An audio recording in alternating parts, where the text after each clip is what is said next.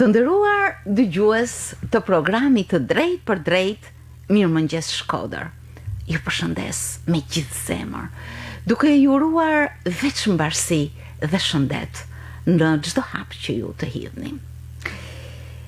Sot kam shumë kënaqësi të ndaloj tek arritjet. 5 medalje të arta. Nuk është rasti. Ato i përkasin maturantëve të Kolegjit Hasan Riza Pasha. Një ecuri e shkëlqyer, një vlerësim maksimal, një ecuri që hedh dritë mbi 12 vitet e shkollimit të tyre, por që hedh dritë edhe mbi seriozitetin, vullnetin, këmbguljen, ambicien dhe çdo gjë që i bën këto maturante, por dhe shkollën shumë të nderuar. Do të flasim sot për to. Dea Ademi, Niada Barbullushi, Mirvjen Borici, Edona Troshani, Neda Domnori. 5 medalje të arta. Shumë emocionuese. Gjithmonë kemi menduar për 1, 2 në ndonjë shkollë dhe shumë të ndritura madje. Por ky numër natyrisht është shumë entuziast. Do të flasim sepse në studio jam së bashku me drejtorin e Kolegjit Hasan Riza Pasha, zotin Mevlan Domi. Mirëmëngjes, mirë se keni ardhur në studio. Mirëmëngjes, ju falenderoj për ftesën dhe për kohën që i kushtoni arsimit. Është shumë kënaqësi, është shumë respekt madje, sepse kur shikon rezultate të tilla, ecuri, seriozitet, këmbgulje, këto janë gjëra që na bën të ndjehemi të gjithë shumë mirë, madje të frymëzojnë. Të frymëzojnë kudo që të ndodhesh, në çdo hap të aktivitetit. Dhe aq më tepër kur nxënës që janë në formimin e tyre, këto vite të shkollës kanë shumë rëndësi. Patjetër. Dhe besoj se për ju është një krenari, një rezultat i tillë. Ne jemi shumë të entuziazmuar për këtë arritje. Është sepse është një rast që duhet përmendur. 5 medalje ari, siç e thatë edhe ju, nuk është pak në saj të punës të vetë nxënësve që u përmendët, po ashtu edhe të stafit pedagogjik që ka qenë gjithmonë mbështetje për arritjet e tyre, dhe patjetër edhe prindrit që janë një pjesë e rëndësishme e udhëtimit të çdo nxënësi. Që është e vërteta, ne ndjehemi shumë krenar për këtë arritje të tyre, sepse është edhe kurorëzimi i gjithë punës, siç mund të themi ndryshe. Në fakt, Kolegji Hasan Riza Pasha i ka të gjitha ciklet e shkollimit, duke filluar nga kopshti, arsimi 9 vjeçar, fillor, 9 vjeçar dhe i mesëm. Besoj se shumë prej tyre mund të kenë kaluar të gjitha ciklet, apo janë bashkangjitur në vite të ndryshme të shkollimit. Disa nga nxënësit janë bashkangjitur ndër vitet, kryesisht në klasë të 9. Por jo vetëm, kemi edhe nxënës që kanë filluar ciklin nga kopshti në shkollën tonë dhe kanë përfunduar deri në klasë të 12. Kështu që është produkt i juaj. Së paku 12 viteve. Së paku 12 viteve. Kjo do të thotë një ecuri dhe një ritëm që është shumë entuziast apo jo? Që është e vërteta, matura 2021 arriti rezultate shumë të larta në maturën shtetërore. Mos të harrojmë që kaluam edhe 2 vite të vështira nga pandemia, por qoftë nxënësit, qoftë stafi pedagogjik bën gjithçka për të arritur rezultate maksimale. Ne sot në momentin që flasim janë 5 medalje ari dhe kjo është një arritje jo vetëm për qytetin e Shkodrës, por për gjithë Shqipërinë. Sepse nuk është e thjeshtë që nga një shkollë vetme të dalin 5 medalje ari, ndërkohë që janë një numër shumë i kufizuar që e meritojnë. Unë do ndalesha pak se çfarë janë kushtet që një nxënës ta meritoj medaljen e artë. Sepse nuk jepet me vlerësim subjektiv. Absolutisht, çdo gjë duhet jetë e plotësuar. Kryeministri i ka akorduar këto medalje. Është një medalje që akordohet nga kryeministria. Po. Ka disa vite që u akordohet studentëve më të mirë, maturantëve më të mirë. Dhe së fundmi Cilat janë këto kushte për të fituar medaljen e artë? Atëherë, kushtet që duhet të plotësojë një maturant që të meritojë këtë medalje janë mesatarja e gjimnazit 10.0, gjithashtu duhet të marrë në provimet e detyruara të maturës shtetërore notën 10, dhe një kusht që është pak më i vështirë për të arritur është nota 10.0 në provimin e lëndës me zgjedhje. Kështu që ne kemi edhe nxënës të tjerë ekselent që kanë përfunduar gjimnazin me mesatare 10, gjithashtu kanë marrë notat 10 në provimet matematik, gjuhë, letërsi, anglisht, por 10.0 është diçka që është e vështirë për të arritur. Kemi nxënës që e kanë arritur, pra minimalisht 5 nxënës kanë marrë notën 10.0 në lëndët me zgjedhje. Pra, ju do të thoni që prapa këtyre 5 medaljeve të arta, një hap shumë i vogël, larg keni pasur edhe maturantë të tjerë. Kemi pasur së paku edhe 3 maturantë të tjerë, të cilët kanë marrë notën 10 në lëndët me zgjedhje, por i ka penalizuar një 0.02 le të themi. Megjithatë edhe ata kanë një ecuri të shkëlqyer. Edhe ato konsiderohen zonës ekselent. Le të ndalemi paksa në profilet e këtyre maturantëve. Dea e Demi. Atëherë, unë do doja që të isha bashkë me vajza sot këtu, por duke qenë se një pjesë e tyre kanë përzgjedhur të studiojnë jashtë shtetit. I përshëndesim. Kështu që mund t'i përshëndesim nga këtu. Suksese. Dhe urojmë shumë suksese në le të themi në rrugtimin e tyre universitar dhe më tutje. Fillimisht mund të filloj me Dea Ademin. Ajo sot është në Amerikë dhe do të studiojë për mjekësi atje. Është një nxënëse e shkëlqyer, kështu që besoj në të ardhmen do jetë një mjekë shumë e mirë. Niada Barbullushi, e cila është vajza një mjeku. Është vërtet, është vajza një mjeku të nderuar në qytetin e Shkodrës. Niada Barbullushi po ashtu do studioj për mjeksi në Gjermani dhe kuptohet si duket është edhe pasioni i lindur edhe nga rrethi familjar që do ta vazhdoj, domethënë. Mirvjen Boriçi, prindrit punojnë në arsim. Mirvjen Boriçi po ashtu ka përzgjedhur të studiojë në mjeksi. Ajo sot ndodhet në Itali, në Universitetin e Padovas dhe ishte, domethënë, mos harrojmë që gjithë këto vajze kanë fituar preferencën e tyre të parë në Shqipëri, që kanë përshtypjen mjekësia dhe kanë përzgjedhur që të studiojnë jashtë. Kanë bërë një zgjedhje tjetër. Edona Troshani, edhe ajo vajzë e prindërve, nëna është pedagoge në universitet, po ashtu edhe jati i nderuar, edhe Edona sot ndodhet në Austri, në Universitetin e Grazit. Gjithashtu edhe ajo do të studion për mjeksi në Fakultetin e Mjekësisë. E vetmja që ka një këndvështrim ndryshe është Neda Domnori. Po, është vërtet. Neda Domnori ka përzgjedhur të studiojë në Shqipëri, aktualisht ndodhet në Universitetin e Poka, në degën arkitektur. Kuptohet jo të gjithë nxënësit kanë dëshirë të studiojnë për mjeksi, kuptohet sot jetojmë në epokën e digitalizimit, kështu që mos harrojmë që rëndësi të veçantë kanë edhe shkencat kompjuterike ose degësi arkitekture, që është një degë pasioni, do të thojë unë. Dikush që e ka pasion do preferonte që ta studionte atë degë. Por afër tyre ka edhe nxënës që për pap nuk e fituan medaljen e artë, siç është për shembull Elma Dema. Elma Dema, po.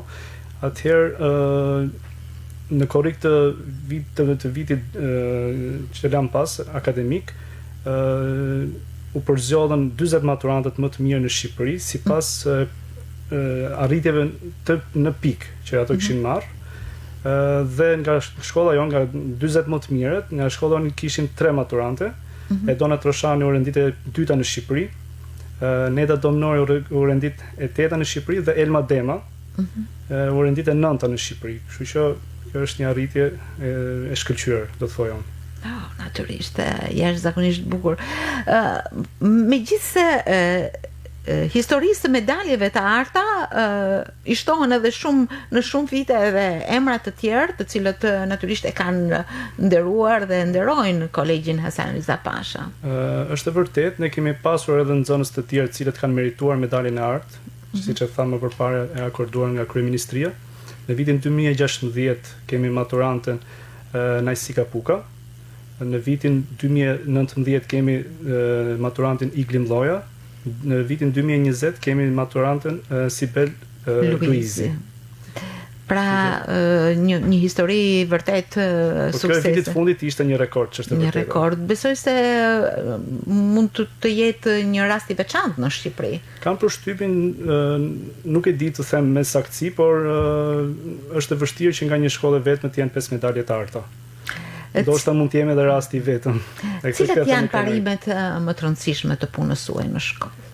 Do të thoja një punë e vyer është e stafit pedagogjik, të cilët updatohen gjithmonë me të rejat më të fundit në arsim.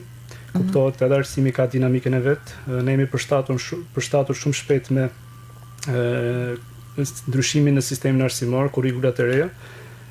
Gjithashtu përshtatje me kohën edhe në aspektin e teknologjisë. Do të thoja që gjitha klasat tona janë digjitale, duke pasur smartboard ose tabela elektronike dhe videoprojektor, të cilët ndihmojnë në procesin e mësimdhënies dhe të mësimdhënies. Gjithashtu një zyrë e veçantë që bën, le të themi, perspektivën, që tregon perspektivën për secilën deg nxënësve është edhe zyra e planifikimit të karrierës. Që do të thotë në klasë të 12 nxënësit këshillohen, njihen me programe të ndryshme studimesh, duke vizituar universitete, duke ftuar njerëz të fushave të caktuara në shkollën tonë, të cilët u bëjnë një prezantim në lidhje me degët ku ato aspirojnë ose duan të studiojnë. Dhe do të thotë që ato arrin në një informacion më të shëndetshëm dhe e kanë më të lehtë të marrin një vendim, siç është edhe vendimi për të zgjedhur një degë, që është një nga vendimet më të rëndësishme në jetë për një nxënës. Do të thotë që derisa të vi në atë pikën e vlimit, do ta quaja maturën, nxënësit kanë një ecuri dhe një formim që lidhet me nivele të caktuara dhe synon më të mirën për të arritur, apo jo? Patjetër, ne domethënë kemi përshtatur mësimet në mënyrë që në qendër të jetë nxënësi. Pra, patjetër çdo gjë tradicionale ka vlerën e vet, por edhe të ecesh me hapin e kohës është e rëndësishme. Puna në grupe, konkurse të ndryshme, olimpiadat ku nxënësit tanë marrin pjesë, të gjitha janë stimuj të cilët çojnë në sukses, do të thoja unë. Patjetër disiplina është e rëndësishme. Tani ne kaluam, siç e thamë pak më përpara, periudhën e pandemisë. Një sfidë globale, patjetër edhe për arsimin, një nga fushat më të goditura mund të themi që është arsimi dhe studentët, nxënësit.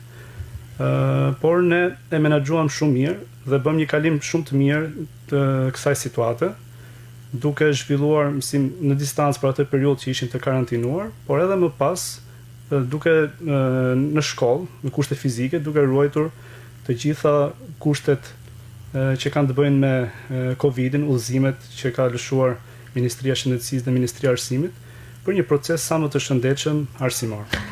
Siç duket, kjo sfidë është tejkaluar me shumë sukses tek ju, përderisa arritjet kanë një nivel të tillë, apo jo?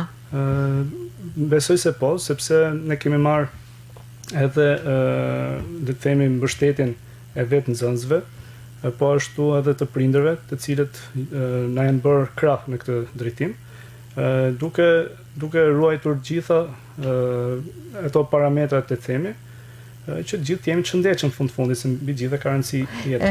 Natyrisht që të ruash veten gjatë një kohe të caktuar, por edhe të ruash parametrat e rritjes është një sfidë që natyrisht don shumë kujdes. Cili është ai regjim, disipline në mësim dhe studim që bën që të ketë të tilla nivele? Unë do të thoja që në këtë kuadër mund të përmendim nxënësi duhet fillimisht të ketë një objektiv të qartë. Pastaj është puna dhe mbështetja që japin në këtë rast prindërit edhe mësuesit.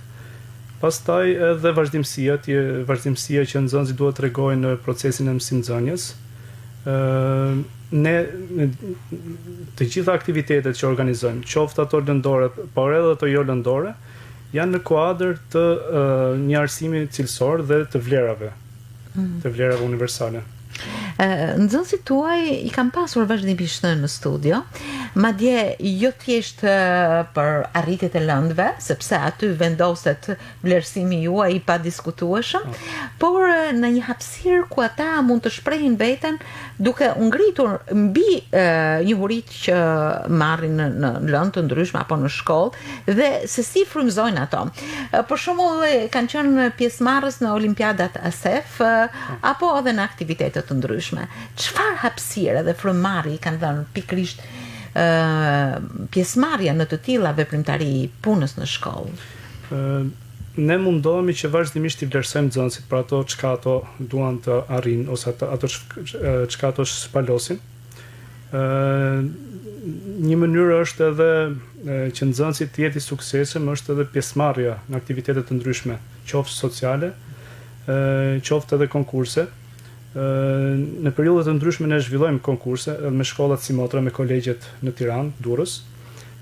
Jo përmendet ASEF-in për shembull, është një panel shkencor ku marrin pjesë nxënës shumë të mirë me projektet e tyre dhe patjetër në fusha të ndryshme siç mund të jetë mjedisi apo arti, të gjitha këto i japin një mundësi nxënësit që të shprehin talentin e tyre dhe nxënësit duke marrë një vlerësim për atë çka ai arrin, entuziazmohet edhe më shumë dhe ndoshta e zgjedh edhe si profesion një çështje caktuar. Kështu që mendoj ky është një faktor i rëndësishëm. Pastaj edhe olimpiadat, ne kemi nxënës të shkëlqyer, maturantë të shkëlqyer që kanë marrë pjesë në olimpiada qoftë kombëtare, qoftë edhe ndërkombëtare.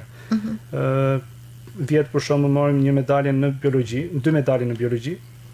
Një ndër to është edhe Niada Arbullushi që mori medaljen në Ziri, po ashtu, që i përshëndesim. Arritën medalje në rang kombëtar. Po ashtu, ndër vite kemi pasur nxënës të cilët kanë marrë pjesë në olimpiada ndërkombëtare, siç është Olimpiada ndërkombëtare e matematikës, dhe këtu do përmend Ikrim Llojin, i cili ka marrë pjesë 2 herë në këtë olimpiadë. Po ashtu kemi Arbi Kukën për shembull në Olimpiadën e informatikës, i cili mori vendin e parë në Shqipëri. Edhe pse ishte kohë pandemia, ai arriti një rezultat shkëlqyer. Dhe sot studion në Angli. Ju përmendni hapa e curi nxënës të cilët tashmë besoj se kanë mbetur dhe kanë një foto në historinë e kolegjit Hasan Riza Pasha. Keni menduar që pikërisht këtë ecuri, këto rezultate ti konturonin në një historik të shkollës apo diku të jenë fotot e tyre? Po patjetër, po të vizitoni ambientet e kolegjit Hasan Riza Pasha, do shikoni që të gjitha faqet e murit janë të mbushura me foto dhe materiale që përmbajnë historikun e shkollës, arritjet e shkollës. Kështu që vazhdimisht edhe në le të themi në takime të ndryshme, në auditor të ndryshëm, ne i përmendim arritjet e maturantëve tanë, të cilat janë për të përmendur faktikisht. Krenari. Në fakt ju punoni me ritëm çdo ditë. Mendoni se edhe ky vit apo vitet në vazhdim mund të kenë kualitetet të tilla? Padyshim, ne po punojmë fort që nxënësit dhe po i mbështesim nxënësit të cilët kanë premisa për të arritur, që sepse rrugën maturantët e mëparshëm ua kanë treguar, ua kanë bërë më të lehtë. Kështu që ne ju themi vazhdimisht që ato janë një hap afër suksesit. Thjesht duhet pak përpjekje, mund dhe arrihet. Gjithçka arrihet me punë dhe me vendosshmëri.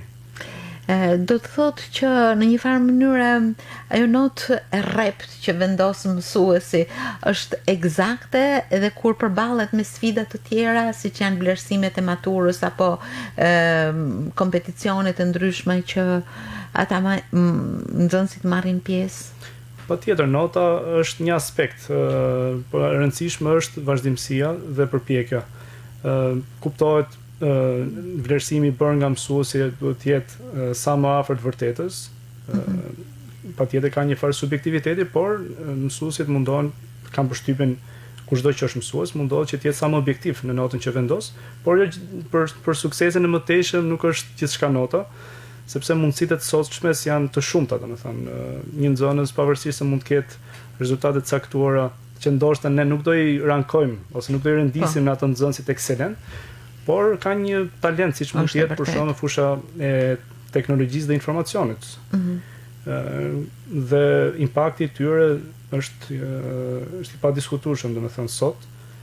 Gjithçka që ne na rrethon pak a shumë sot është digitalizuar, është në kuadër të sepse ju përmendët edhe mundësi teknike të realizimit të procesit mësimor, gjë që i ofron shumë me kërkesat e kohës në nxënësit apo jo. Patjetër, pjesa domethënë ku klasat janë të formatit që ndihmojnë në këtë këndvështrim, pra në aspektin e një mësimi sa më afër të sotshmes modernes, po ashtu edhe puna e mësuesit me përgatitjet që zhvillojnë qoftë në të olimpiadave, qoftë edhe të dëshirave të nxënësve, të vetë nxënësve me mësime të veçanta ekstra. Sa orë qëndrojnë nxënësit në shkollën tuaj? Atëherë sot që po flasim kemi interval një kohë nga ora 8 deri në orën 2:30 janë në shkollë nxënësit. Ato përveç procesit mësimor zhvillojnë edhe një pjesë të studimit apo? Pjesa e studimit është kryesisht për nxënësit e fillores, kurse për nxënësit e 9-vjeçares dhe të gjimnazit është sipas dëshirës, domethënë, qofse nxënësit kanë nevojë për konsulencë ose për diçka, për një sqarim apo diçka, mësuesit janë në dispozicion.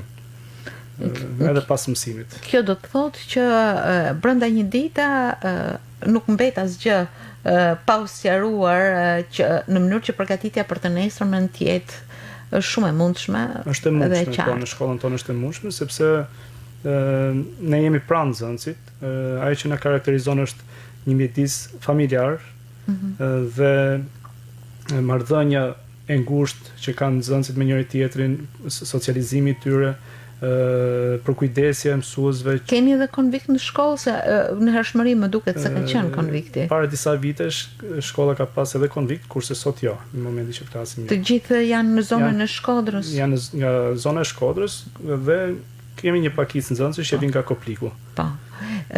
Në fakt ne po i drejtohemi nxënësve ekselent ose nxënësve shumë cilësor.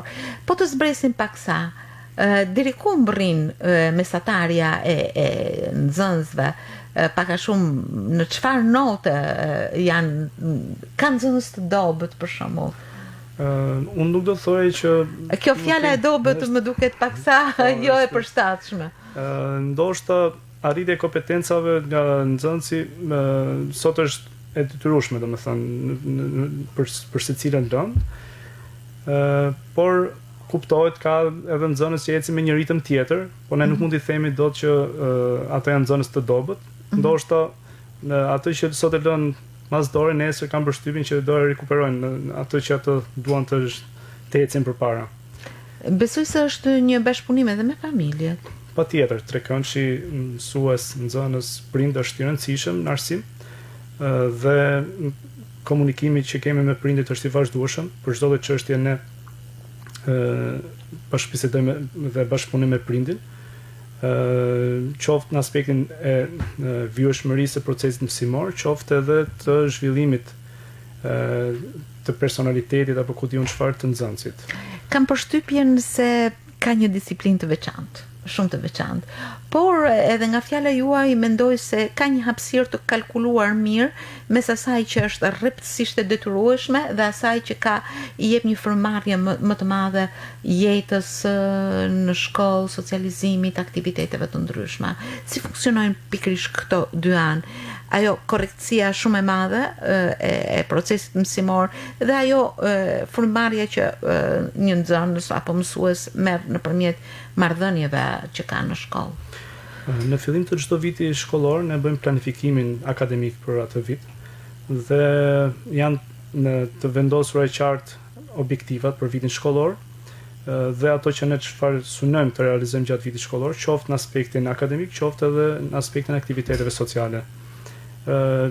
çdo muaj është i specifikuar për një çështje të caktuar, për shembull ne lam pas muajin e festave kombëtare ku zhvillohen një sër aktivitetesh dhe i bëhet pjesë të programit tuaj. Po. Gjithashtu kemi kaluar muajin e artit dhe letërsisë, muajin tetor. Tani është periudha e provimeve dhe nxënësit i angazhojnë më pak në këtë periudhë. Pastaj secili muaj ka specifikën e vet. Po ashtu edhe javët, kemi javët lëndore, ku qoftë mjediset shkollore, qoftë aktivitete që zhvillohen janë në kuadër të një lëndë të caktuar.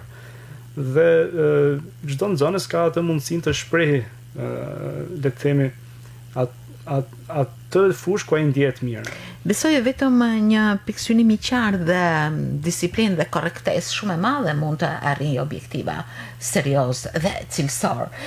Nuk e di, të fitosh 5 medalje, secila nga këto maturante.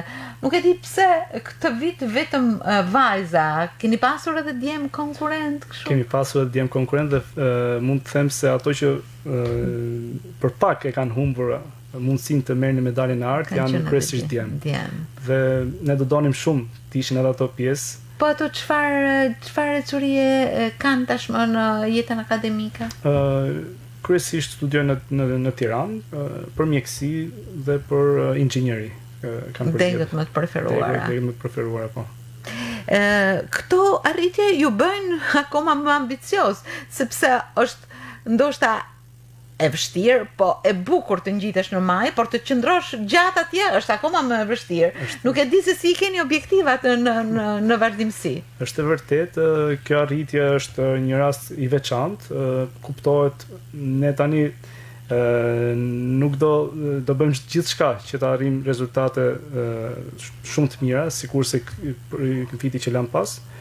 Po kjo është në varësi të nxënësve, është në varësi të le të themi punës tyre. Dhe kuptohet edhe mbështetja jonë do jetë e vazhdueshme kam përshtypjen. Nuk e di tani, është e vështirë të jap fjalën që do kemi. Natyrisht, e rëndësishme është që të ketë arritje cilësore në vijimsi, në masën e nxënësve, apo jo? Patjetër. Domethënë, kam përshtypjen se momenti që nxënësi arrin atë çka ai dëshiron të studiojë, është sukses vetvete. Kështu që ne duhet i përgatisim për të ardhmen, brezat e sotëm, sepse arsimi është shtylla kryesore e një kombi, do të thojmë. Absolutisht po.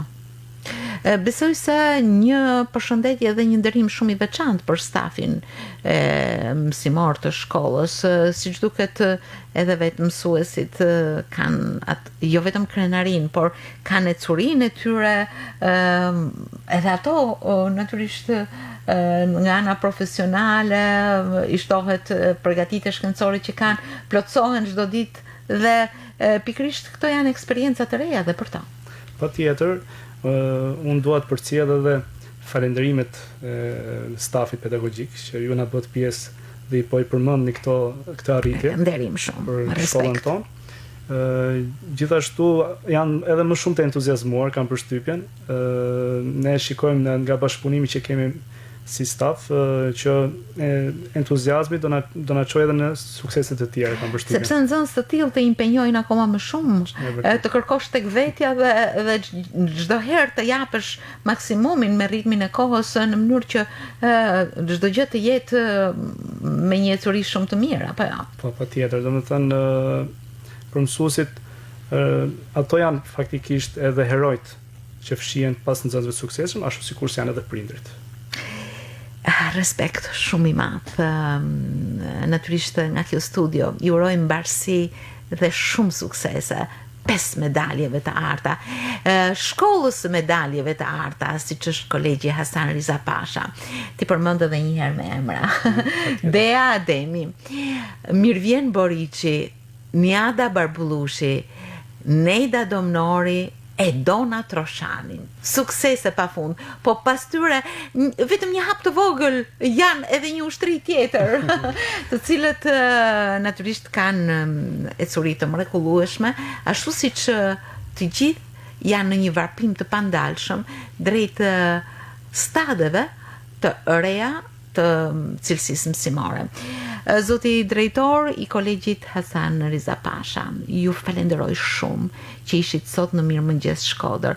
Në përmjet jush ju uroj gjithë stafit pedagogjik dhe nxënësve tuaj suksese të vazhdueshme dhe cilësi gjithmonë shumë të larta në rezultatet e mbërritura. Edhe unë ju falenderoj shumë për ftesën që na bët, gjithashtu gjej edhe rastin të uroj suksese maturantëve dhe kryesisht vajzave të cilët u bën shkas që ne të kishim edhe këtë bashkëbisedim. Shumë respekt dhe ju uroj shumë suksese. Faleminderit. Faleminderit ju.